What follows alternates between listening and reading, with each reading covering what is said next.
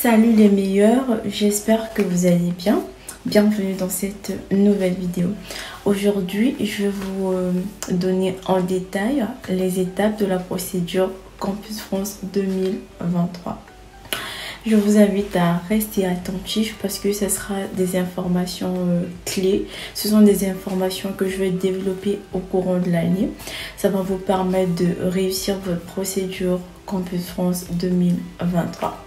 Pour tous ceux qui me suivent pour la première fois, je suis Oldavi Mondono. Je suis conseillère en études en France et je suis également ambassadrice de quelques universités privées.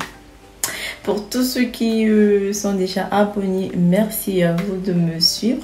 Et pour vous qui me suivez pour la toute première fois, je vous invite à vous abonner parce que ça vous permettra de recevoir automatiquement mes nouvelles vidéos dès leur publication.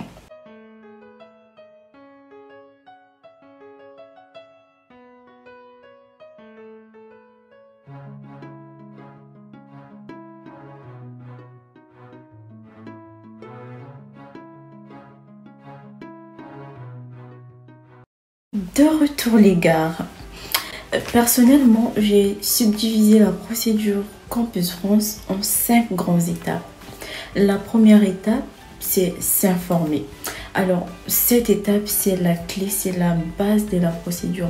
Cette étape va déterminer si vous allez réussir, oui ou non, votre procédure. Parce qu'une personne qui s'informe, une personne qui prend connaissance de ce qu'il faudrait faire pour pouvoir réussir sa procédure Campus France, sur des pièges à éviter et aussi des solutions à apporter sur des éventuelles situations qu'il pourra rencontrer, je vous assure les meilleurs que ce sera presque impossible qu'il rate sa procédure Campus France. Alors, donc dans cette partie, vous devriez prendre connaissance des filières enseignées en France, sur les coûts des inscriptions dans des universités publiques et la durée des formations et les différentes formations qu'ils proposent.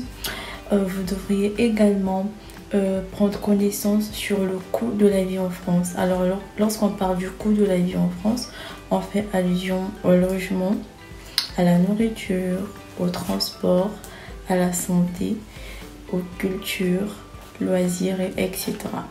Vous devriez aussi vérifier si vous répondez aux conditions que l'ambassade avait donc mises en place pour pouvoir justifier ses ressources financières.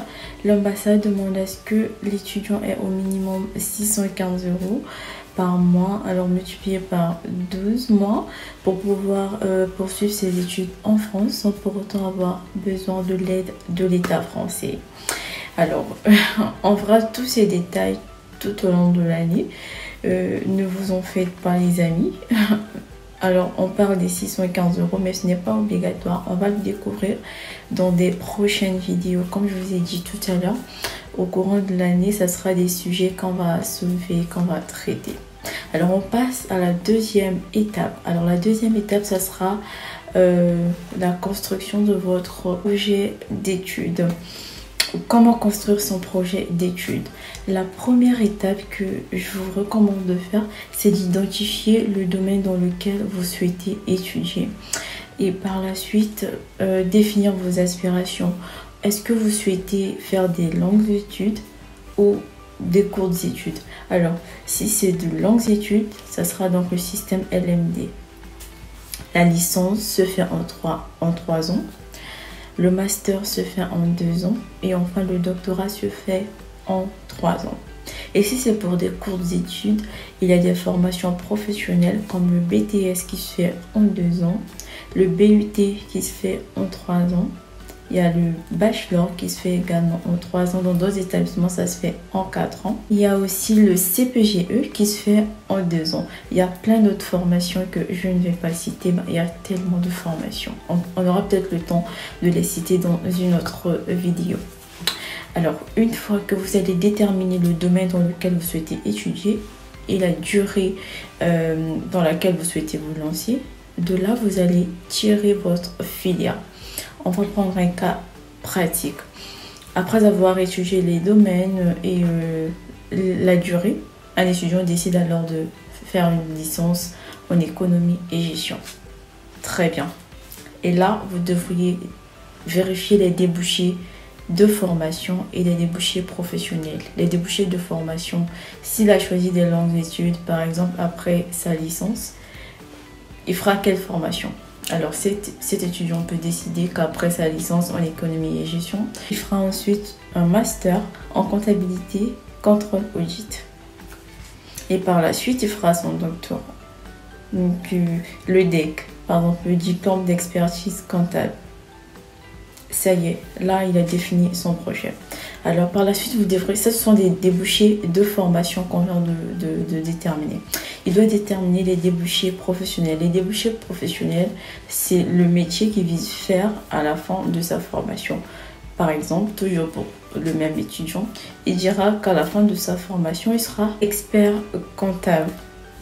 Et le tout dernier point pour la construction de son projet d'études, ça sera de connaître le rôle du métier qu'on a choisi. Alors, ce dernier, il doit connaître le rôle d'un expert comptable. Parce que tout ceci vous seront utiles le jour de l'entretien. Ce sont des questions pièges, ce sont des questions que les conseillers Campus France aiment poser aux étudiants pour savoir si son projet d'études est réfléchi, mûri et clair. Alors, on passe à la toute troisième étape, les amis. La troisième étape, ça sera la préparation. Alors, dans cette phase, les amis, vous allez vous préparer à affronter la procédure. Vous allez vous préparer à bien passer votre entretien. Vous allez vous préparer à créer votre compte Campus France. Alors, pour créer le compte Campus France, vous aurez besoin d'une pièce d'identité et d'un mail valide. Pour tous ceux qui n'ont pas de mail, c'est le moment d'en créer, les amis.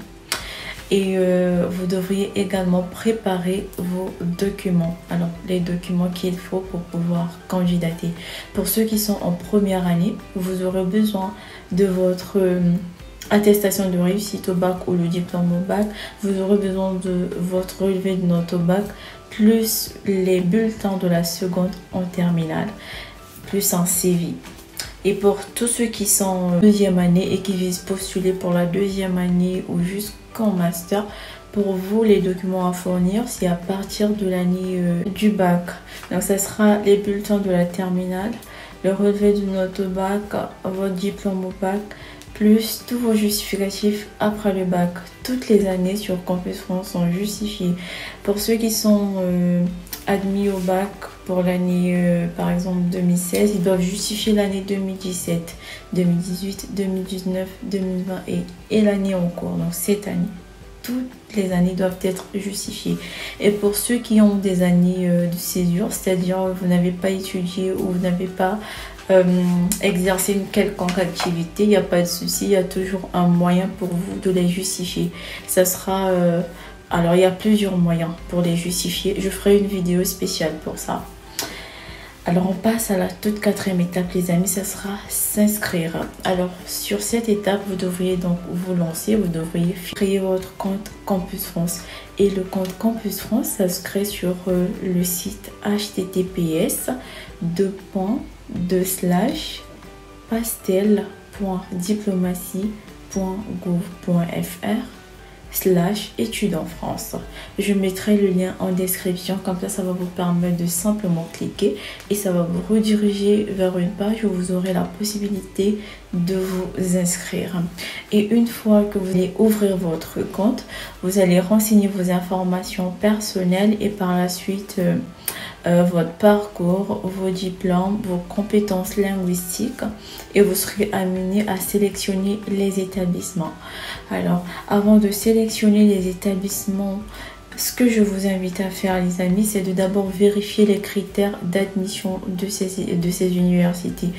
Toutes les universités ne mettent pas leurs informations sur la plateforme Études en France. Vous devriez à ce moment-là vous rendre directement sur le site de l'établissement et prendre toutes les informations qu'il faut. Et vous devriez méditer sur vos lettres de motivation parce que les lettres de motivation, ça sera la clé de votre réussite et l'entretien. On va les développer dans des dans des jours à venir, les amis. Et après avoir analysé les critères d'admission des universités que vous aurez choisies, si vous répondez à leurs attentes, à ce moment-là, vous allez les sélectionner définitivement sur votre compte études en France. Et par la suite, vous allez rédiger vos lettres de motivation et soumettre votre dossier.